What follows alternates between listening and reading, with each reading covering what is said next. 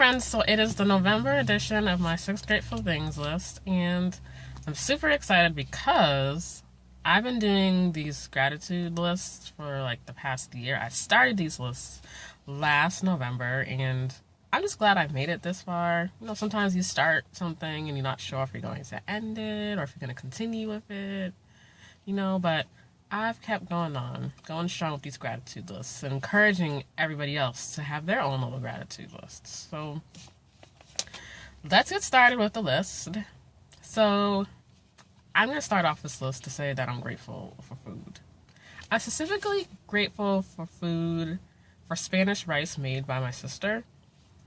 She makes really good Spanish rice, like really good Spanish rice, like totally good.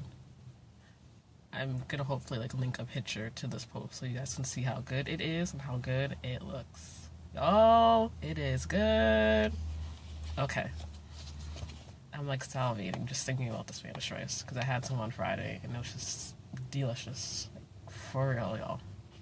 Anywho, my second grateful thing is I'm grateful that I got to see Need to Breathe in concert with my friends for the second time.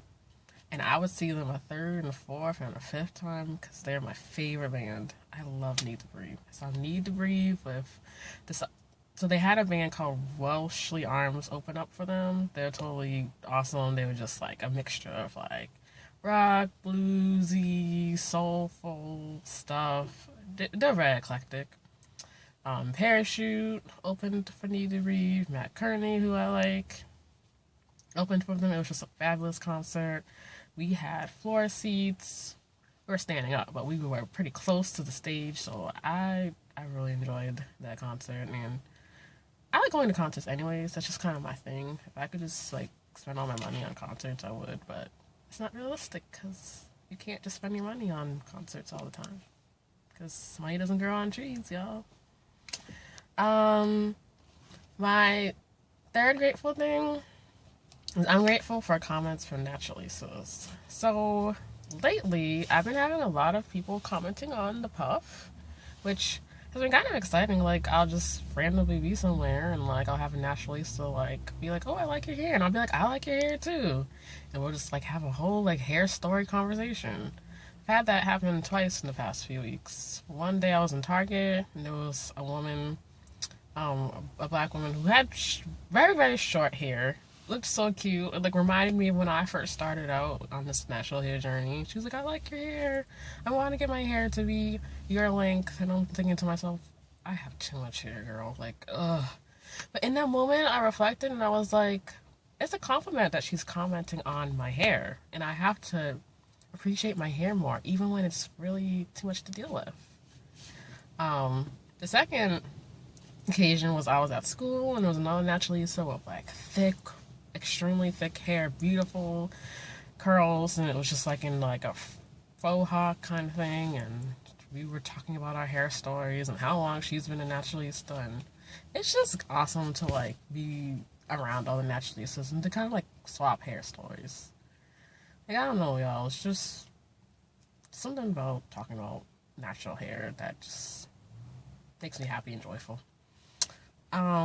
Another grateful thing that I have, my fourth one, I'm grateful that I was able to write for Our Words Collaborative last month. So, if you don't know, Our Words Collaborative is a community, a tribe of writers that write devotionals every month. So each writer, there's about 30 writers, so each writer has a day that they write a devotional, and it gets sent to your inbox. And I have a few blogger friends who write for Our Words Collaborative, so I think it's just a really awesome and inspirational thing. And so they had a guest spot, so on the 31st day of any given month, which there's not a lot of 31st days, but on any given month you can do a guest spot. So I wrote a guest devo, and I was really glad that I was able to write it, and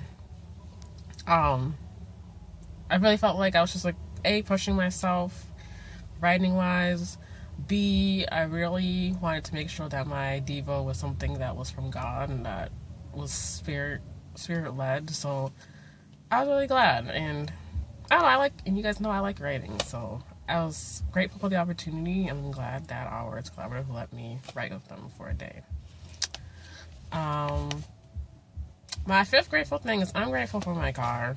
So I'm not gonna go into the whole long story, but my car a few weeks ago was like towed because I had nowhere else to park, and all these weird shenanigans of like parking in my neighborhood. It's really irritating.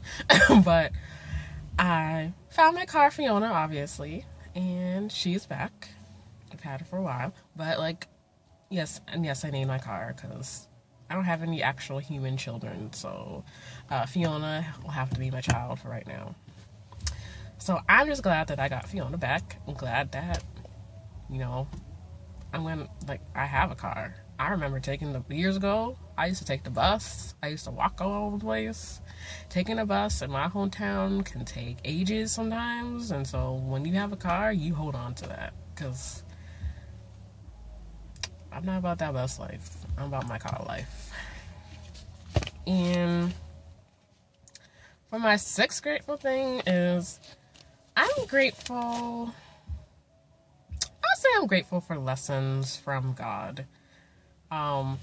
It's interesting how God uses people, especially the Sunday school girls that I teach every Sunday. They have so much faith. Like, there's a passage in the Bible where Jesus encourages us to have faith like a child, something of that sort. And I see why, because after the presidential election, after we got the results, I was I'm not particularly happy about how things have ended, but I know God's in control.